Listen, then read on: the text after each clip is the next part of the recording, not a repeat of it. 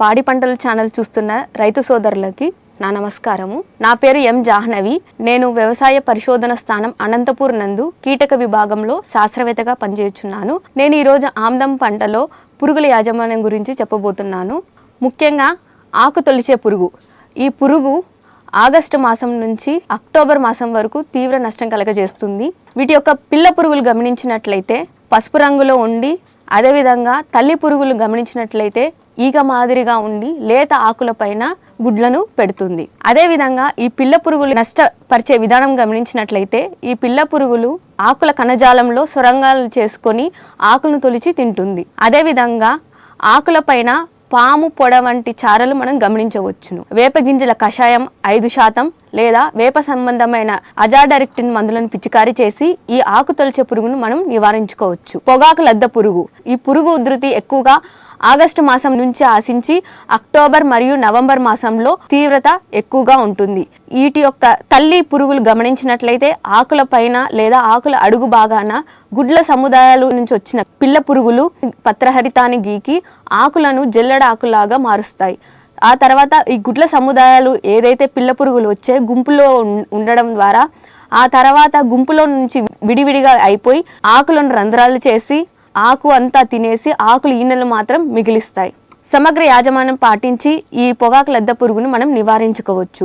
వేసవిలో నేలను లోదుక్కు చేసుకోవడం, గుడ్ల సముదాయాలను తర్వాత తొలి దశలో ఉండేటువంటి పొగాకు లద్ద పురుగులను అదేవిధంగా జల్లెడ ఆకులను ఏరి నాశనం చేయడం, ఎకరాకు 4 లింగార్షిక బుట్టలను ఉంచి పురుగు యొక్క ఉనికిని గమనించి సమగ్ర సస్యరక్షణ చర్యలు అనేది చేపట్టడం, అదేవిధంగా ఉధృతి ఎక్కువగా ఉన్నప్పుడు విషపు ఎర ముద్దలను వెదజల్లడం, ముఖ్యంగా క్లోరిపైరపాస్ 20% ఈసీ అనే మందుని 1/2 లీటర్, దీంతో పాటు 5 కిలోల తవుడు, 1/2 కిలో బెల్లం తగిన నీటితో కలిపి చిన్న చిన్న ఉండలుగా చేసుకొని సాయంత్రం సమయంలో పొలంలో వెదజల్లడం వల్ల ఈ పొగాకు లద్ద పురుగులు మనం నివారించవచ్చును. అదేవిధంగా పొగాకు లద్ద పురుగు యొక్క తొలి దశలో గమనించినట్లయితే వేప గింజల కషాయాన్ని లేదా వేప సంబంధమైన అజాడైరెక్టిన్ మందులను పిచికారీ చేసి ఈ పొగాకు లద్ద పురుగులు మనం నివారించుకోవచ్చు.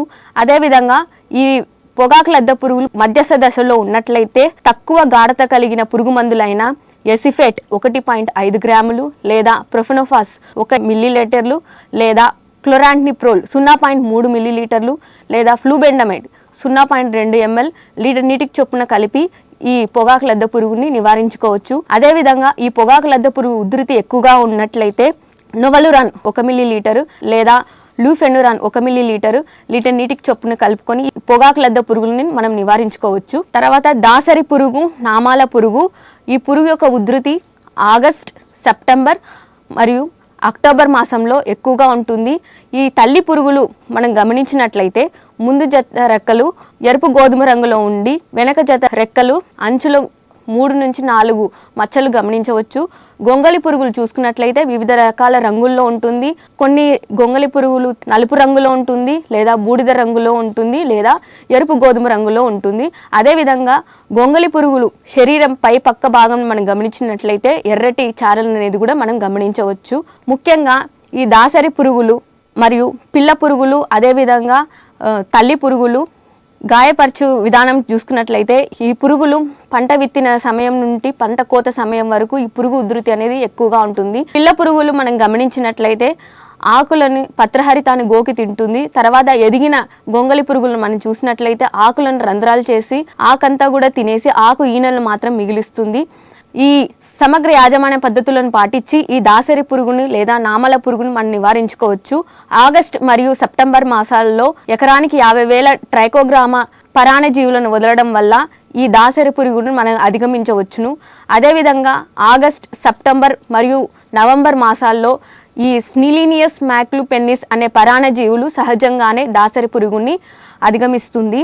అదేవిధంగా ఎకరానికి 10 పక్షి స్థావరాలను ఏర్పరచుకొని ఈ దాసరి పురుగుని కూడా మనం నివారించుకోవచ్చు. అదేవిధంగా పంట కోసిన తర్వాత పంట చెత్తను కాల్చివేయడం ద్వారా కూడా ఈ దాసరి పురుగు యొక్క కోశస్థ దశను మనం నివారించుకోవచ్చు. పిల్ల పురుగులు తొలి దశలో మనం గమనించినట్లయితే వేప సంబంధమైన అజాడైరెక్టిన్ మందులను లేదా 5% వేప గింజల కషాయం పిచికారీ చేసి ఈ దాసరి పురుగును నివారించుకోవచ్చు. ఉధృతి ఎక్కువగా ఉన్నప్పుడు ఎసిఫెట్ 1.5 గ్రాములు లేదా ప్రొఫెనోఫాస్ 1 మిల్లీలీటరు లేదా నవలురాన్ 1 మిల్లీలీటర్ లేదా ఫ్లూబెండమైడ్ 0.3 ml లీటర్ నీటికి చొప్పున కలిపి ఈ దాసరి పురుగును మనం సమర్థవంతంగా అరికట్టవచ్చు. ఈ అవకాశం ఇచ్చిన పాడి పంటల ఛానల్ వారికి నా ధన్యవాదాలు.